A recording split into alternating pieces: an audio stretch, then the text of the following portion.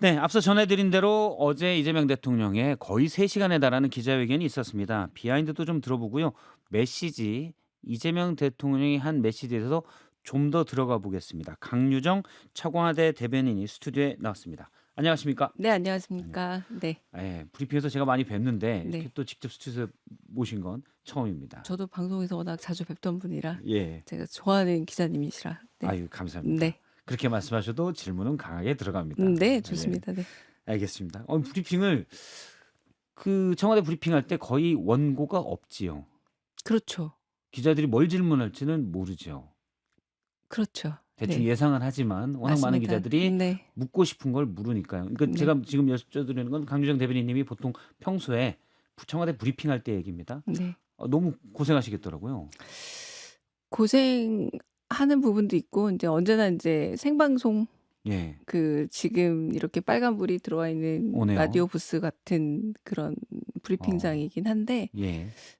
하루하루 흐름을 좀 따라가다 보면 음. 우리 진행자분도 마찬가지지만 질문에도 예. 일종의 생애 주기가 있더라고요. 어떤 어. 질문이 태어나고 한참 높아지다가 높아지다가. 이젠 좀 사라질 때가 됐다 싶으면 또 음. 사라지고 음. 그런 좀 질문의 생애 주기를 예측하는 예. 그런 좀 학습은 된 것 같습니다. 네. 알겠습니다. 청와대 입으로 사실 모든 질문을 대답해야 되는 강유정 대변인인데요. 먼저 본격적으로 어제 기자회견 묻기 전에 어제 한덕수 전 총리에 대한 1심 선고가 있었습니다. 징역 23년 어떻게 보십니까? 뭐 청와대 대변인으로서는 특별한 입장이 없습니다. 음. 네. 아직 1심 선고이기도 하고요. 네. 인간 강유정으로서는 네. 할 말이 많습니다만 네 하지 않겠습니다. 대변인 입장이니까 네. 그럼 본론으로 바로 들어가도록 하겠습니다. 청와대로 옮기고 나서 용산 대통령실에서 청와대로 옮기고 나서 첫 기자회견이었습니다. 현장 분위기는 전체적으로 어땠나요? 저희는 영상으로 일부만 확인할 수가 있어서. 사실상 영빈관에서 기자회견을 크게 하는 건 세 번째이긴 합니다. 예. 취임 30일 그리고 100일 음. 그다음에 이렇게 하기 때문에 어 영빈관 자체 공간이 그렇게 낯설지는 음. 않았죠. 그러나 인제 기자분들이 물리적으로 용산 기자실에서 이제는 청와대 춘추관으로 옮긴 상황에서 예. 이제 바로 이제 걸어서 올 수 있는 정도 거리가 된 거죠. 음. 이제 그 물리적 차이라는 것도 생각보다 큰데 음. 사실상 청와대라는 공간이 주는 그 공간의 효과가 있지 않습니까? 예. 우리가 뭐 저는 제 가장 기억에 남는 게 윤석열 전 대통령이 음. 다운인가 10 번지를 지나치던 장면이 굉장히 인상적이었어요. 어. 영국에 갔을 예예. 때 그곳이 설마 음. 총리가 근무한 곳 혹은 관저이라는 거를 전혀 눈치를 못 채고 예. 입구를 놓쳤던 기억이 있잖아요. 음. 그러니까 권력이 그렇게 일상적인 모습을 하고 있다는 걸 인제 아마 감이 없었던 게 음. 아닐까 싶은데 예. 그렇게 따지고 보자면 용산은 매우 그냥 관공서 같은 이미지가 굉장히 강한 음. 관료적 공간이라면 청와대는 제가 와서 봤을 때 보통 우리나라의 조경은 차경이라고 부르거든요. 차경이요? 경치를 이렇게 아. 빌린다라는 개념으로. 예. 그래서 제가 대통령 집무실은 못 들어가 봤지만 음. 강훈식 실장의 방은 들어가 봤거든요. 예. 자 말 그대로 착용을 하고 있더라고요. 그 뒤 조경을 빌린다. 맞습니다. 근데 그렇게 보자면 자연과 어울린 공간에서 그런데 여기가 왜 지금까지 구중궁궐로 그렇게 악명과 오명이 있었을까? 음.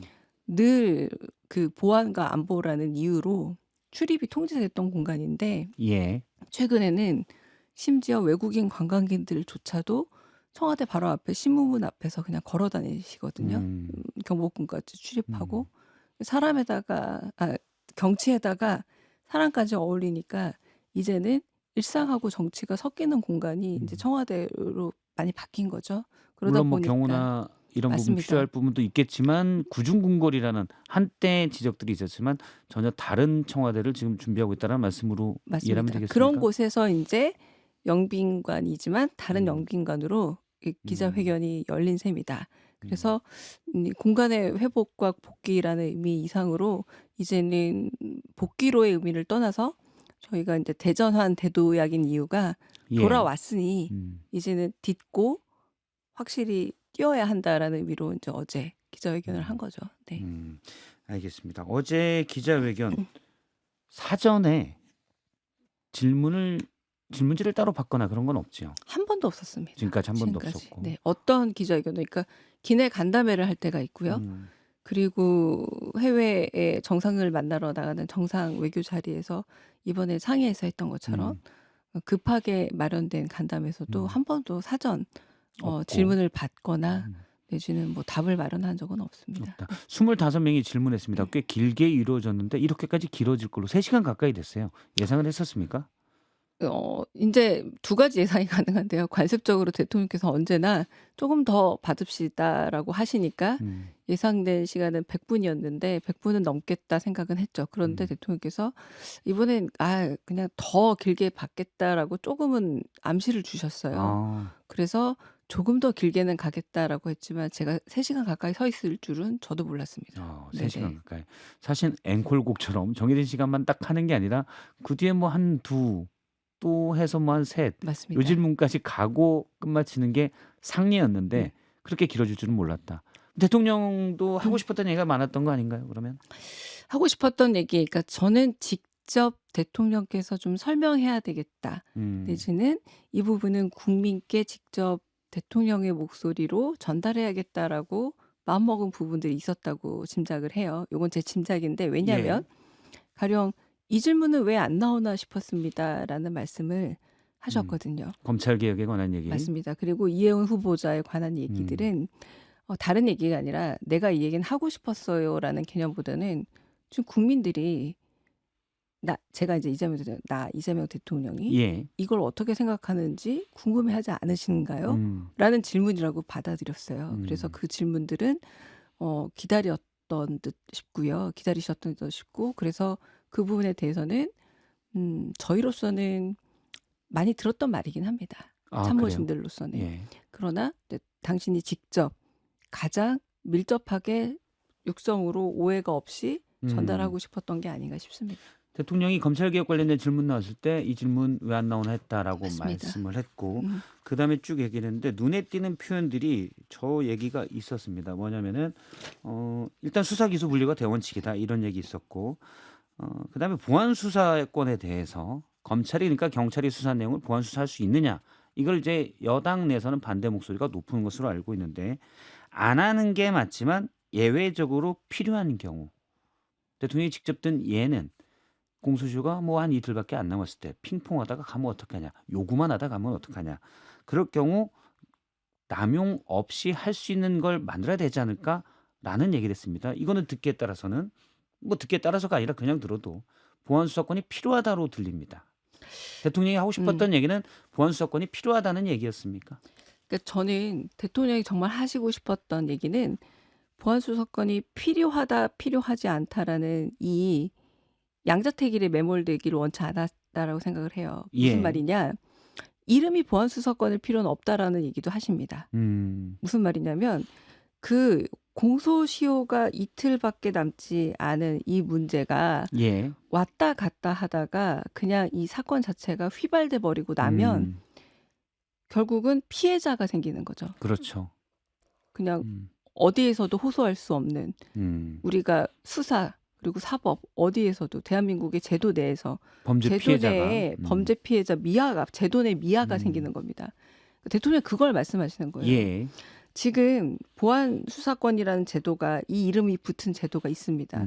그걸로 이런 혹시 모를 제도의 미아는 방지할 수 있어요. 예. 그렇다면 이걸 없앴을 때 이 제도적 미아는 어떻게 구원할 수 있는지에 대한 대안을 마련하고 예. 이 피해자가 없다라는 대안을 마련한 다음에 그 이름은 보안수사권이든 뭐든 이름을 우리가 연연할 필요는 없다. 예를 들면 뭐 제4수 사건 이래도 된다 뭐 이거죠. 상관이 없다. 그러나 현행 제도를 다른 제도로 바꿈으로 인해서 생길 수 있는 잠재적 피해자가 눈에 보이는데 예. 이 피해자에 대한 구제책이나 보완책을 마련하지 않고 무조건 양자택일의 논리로 가서는 안 된다. 우리는 된다. 제도를 만드는 사람이고 행정을 하는 사람이다. 그러면서 어떤 말씀도 자주 하시냐면 정치의 논리와 행정의 논리가 뒤섞여서는 안 될 때가 있는데 예. 이 영역은 법을 만드는 행정의 영역이다라고 음. 말씀을 하시는 거죠. 예. 관련돼서 이 얘기도 했습니다. 앞서 이제 박순봉 기자가 얘기했는데 검찰 개혁의 목표는 검찰한테 권력을 뺏는 게 아니다. 그건 수단과 과정일 뿐이고 최종 목표는 국민들의 권리 구제다. 이것도 같은 맥락에서 이야기를 맞습니다. 됩니까? 네네네. 그러면 보안 수사권이든 그 이름이 뭐든 또 뭐 A라고 지칭합시다.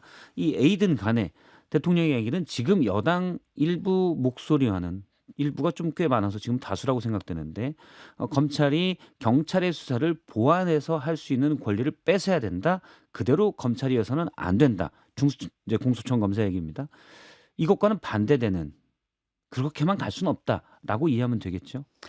그래서 그다음 얘기가 또 예. 그렇게 결론으로 가자는 얘기가 음. 아니라 대통령의 생각을 어제 굉장히 솔직하게 그리고 담백하게 예를 들어서 쉽게 전달을 했잖아요. 예. 자, 그러면 숙의나 논의 과정이 있어야 대통령의 된다. 생각이 이러하니 자, 그렇다면 피해자 구제를 위한 행정적 제도는 이런 것도 있을 수 있고 저런 것도 있을 수 있지 음. 않습니까? 라고 굳이 보안 하면서 수사권이 아니어도 그럼요. 이제 음. 이제부터 정말 제대로 된 토의와 논의를 논의, 해보자. 수기를 하자. 그러면 정부 안은 언제든 수렴할 수 있다라는 게 사실은 대통령 지시했었던 그 말의 본 내용이 이거다라고 어제 해제를 해주신 거죠. 예. 네네.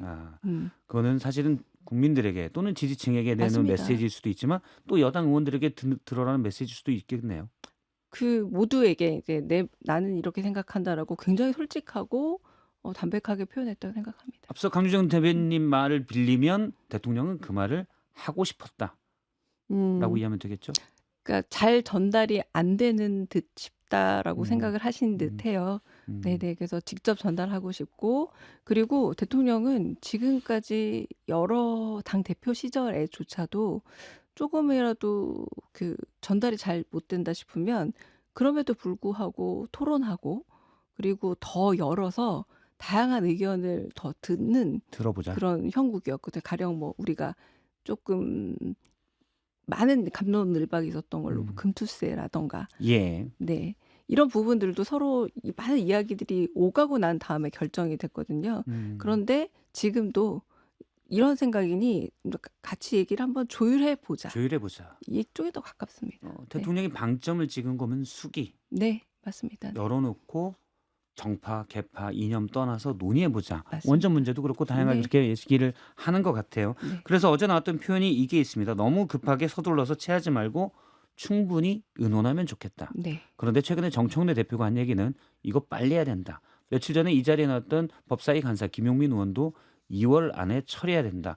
왜냐하면 지연되면 기존의 검찰 세력들이 방해할 거다. 결국 그래서 검찰 개혁이 잘 안 될 거다라는 논리입니다. 이것과는 반대되는 논리네요. 그러니까 저는 제가 이제 말을 전달하는 사람으로서 예. 대통령의 말씀을 이렇게 전달하는 거고 제 특별한 의견이 있다고 하기는 어렵습니다. 이제 예. 지금 말씀하신 이제 질문하신 영역은 이제 제 의견 영역을 이제 물어보시는 것 같아서 제가 대답드릴 바는 따로 없고요. 예. 그러나 이제 수기와 그 고려할 수 있는 영역은 열렸다라고 저는 봅니다. 정청래 대표는 최근까지도 계속 2월 안에 공소청법, 중수청법을 통과시켜야 된다라고 하고 있고 어제 나온 대통령의 이 부분에 대한 발언 뭐냐면은 급하게 서둘러서 체하지 말고 요거는 분명히 메시지가 좀 달라서 여쭤보는 겁니다.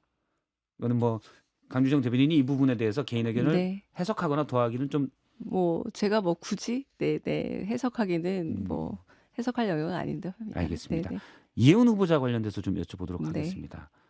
청문회가 이제 내일 열리는 걸로 알고 있는데 어제 이재명 대통령의 생각은 일단 청문회를 보고 판단하자 이 얘기인 거죠. 그게 앞선 논리와 사실은 유사합니다. 여러 의혹들이 언론에 제기가 됐습니다. 그것에 맞고 그름의 문제라기보다 그러나 우리에게는 제도적으로 인사청문회라는 자리가 있고 국민에게 선출받은 여야의 의원들이 훈련받은 상임위 자리에서 예. 이 의혹에 대해서 하나하나 따져 묻는 건 의원 개인이 아니라 국민의 선출된 권력으로서 국민을 대신해서 국민들이 언론에 이런 의혹이 제기됐는데 좀 확인해 주세요라는 걸 대신하는 작업이라고 보시는 거죠. 예. 그러므로 인사청문회를 거치고 난 이후에 그러면 이 부분에 대한 소명을 후보자가 잘 하느냐, 음. 그리고 한다고 하더라도 잘한 해명을 그럼 납득을 할 수 있느냐, 아니면 국민들이 납득할 수 네, 있느냐. 해명을 영 못했다. 음. 그리고 납득도 안 된다. 태도도 불량하다. 그렇게 된다면 국민들이 어떤 반응을 보이겠느냐. 예. 이런 거를 다 종합적으로 판단한 이후에 음. 결국 국민 반응을 종합해서 인사권자로서 판단해야 되지 않을까라는 게 대통령님의 평상시 생각인 겁니다. 음. 그러니까 그 생각은 한 번도 바뀐 적이 없었고요. 예. 그런 의미에서 이제 기왕이면 음. 청문회를 거쳐서 음. 어떤 대답을 하는지도 보고 어떤 국민 반응이 있는지도 보는 게 좋은데 안타깝다라는 표현을 하신 거죠. 네. 예. 그럼 청문회가 이제 열릴 것으로 보이는데 과거에는 청문회를 하게 되면은 사실 국회 동의 상황은 아니기 때문에 청문 보고서가 나올 뿐이고 통과례처럼 하고 난 다음에 그냥 임명하는 게 많이 돼 있어서 그런데 이재명 대통령은 여기에 대해선 열려 있다라고 봐도 됩니까? 저는 그 부분은 제가 감히 말씀드리기 쉽진 않지만 예. 언제나 말씀하신 거는 청문 보고서가 오면이 아니라 음.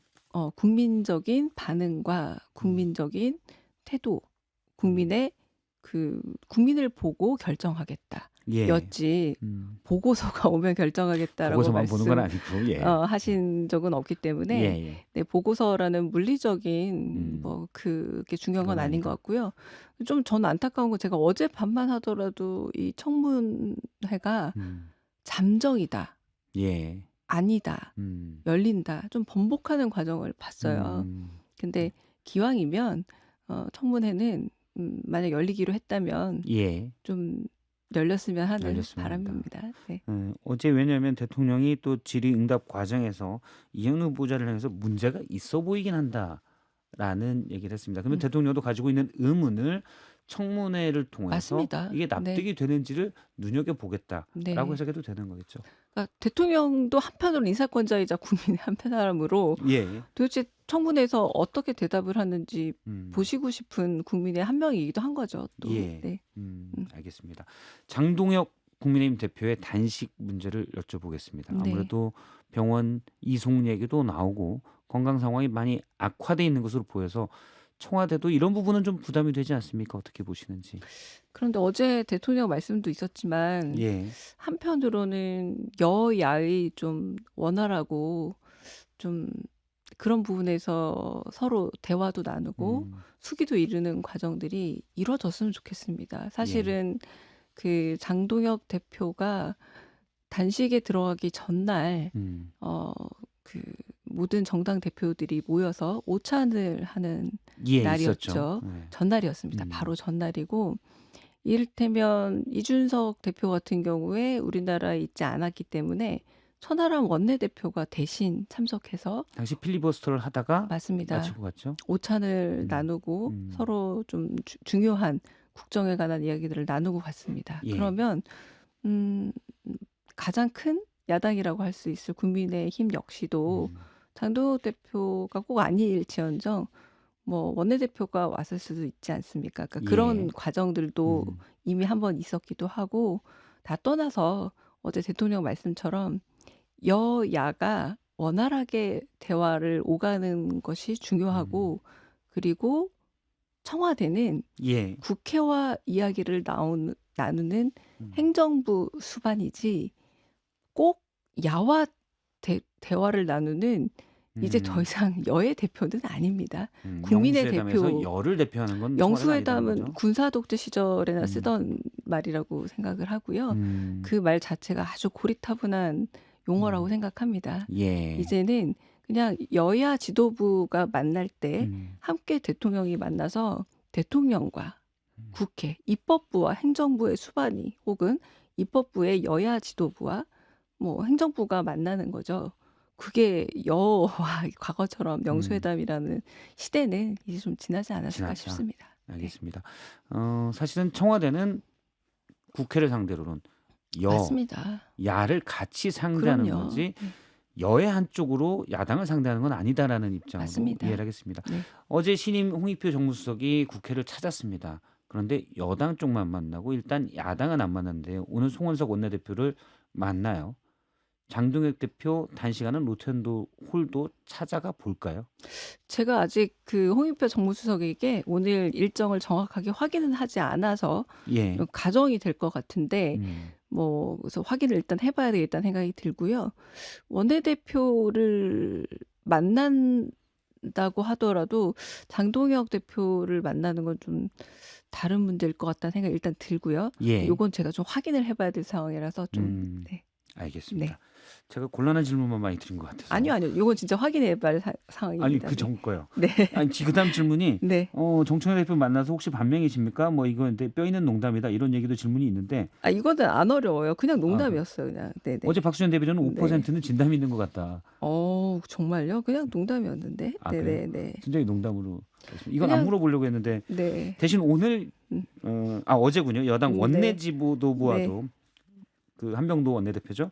만찬이 있었습니다. 분위기가 어땠습니까? 혹시 들으신 게 있는지. 어제는 워낙에 기자회견을 하고 나서 음. 같이 인제 또 만나는 자리고 그 원내 대표단은 또 초선 의원들이 많습니다. 예. 그래서 정말 좀 화기애애하고 음. 되게 반갑게들 서로 인제 인사를 나누기도 하고 대통령께서 어제 워낙 일정이 많은 날이기도 했는데 예. 좀 워낙 기자회견에서 많은 말씀들을 서로 나누기도 해서 그런 이야기들 뭐 조금 더 보태가면서 예. 얘기도 하고 네. 음. 3시간씩은 어떻게 하세요? 뭐 이런 얘기도 하고 그랬습니다. 화기애애한 네. 라포를 좀 더 형성하는 자리. 라포는 이미 사실 형성이 많이 좀 됐고. 되어 있었으나 네네네. 그런 이야기들 그 얘기 있습니다. 국무회의에서도 했던 얘기긴 하지만 좀 입법에 서로 속도를 좀 내야 하지 않을까. 네. 개혁 입법도 그렇고 민생 입법도 그렇고 그런 이야기들을 서로 나눴습니다. 네. 알겠습니다. 사실 뉴스에 처음 나오셔 가지고 시청자들에게 뭐 드리고 싶은 말도 했는데 시간이 다 돼서 네. 다음에 나오실 때 네. 해 주세요. 다음에 또 초청해 주십시오. 네. 알겠습니다. 반가운 마음으로 나오겠습니다. 예. 네. 청와대 강유정 대변인이었습니다. 고맙습니다. 네, 감사합니다. 네.